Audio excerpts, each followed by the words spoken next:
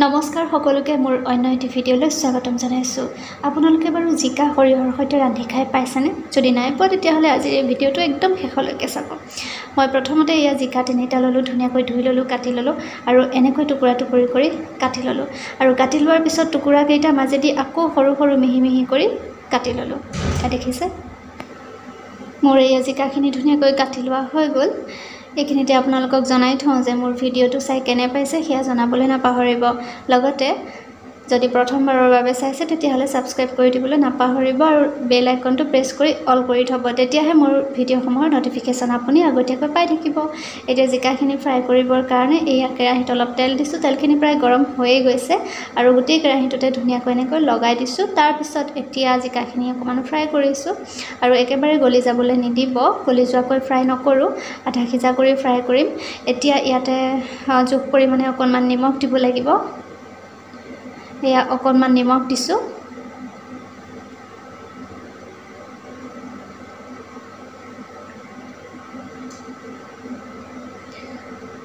আৰু অকণমান জোখ পৰিমাণে হালধি গুড়া দিছোঁ। তাৰপিছত এনেকৈ কিছু সময় ভাজি থাকিব, বেছি সময় ভাজিব নালাগে।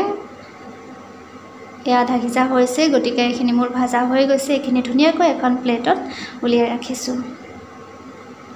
তাৰপিছত এয়া মই অলপমান যোগাৰ কৰি লৈছোঁ সৰিয়হ, বগা সৰিয়হ। সেইখিনি ধুনীয়াকৈ বাছি থোৱা আছিলে, ধুই থোৱা আছিলে, শুকুৱাই ধুনীয়াকৈ ৰাখিছিলোঁ। এতিয়া এইখিনি এনেকৈ বটলত ৰাখিছিলোঁ। এতিয়া এইখিনি মিক্সাৰত দিছোঁ, লগতে দালচেনি এটুকুৰা দিছোঁ সৰুকৈ, ইলাচি 2টা দিছোঁ আৰু লগতে এটুকুৰা আদা দিছোঁ আৰু এইখিনি ধুনীয়াকৈ পেষ্ট কৰি ল'ম। লগতে বিলাহী দিছোঁ 1টা।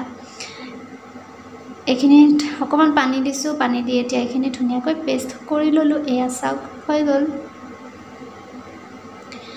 এইখিনি একদম ধুনীয়াকৈ পেষ্ট কৰি লোৱা হৈ গ'ল। এটা বাটিত ধুনীয়াকৈ উলিয়াই লৈছোঁ।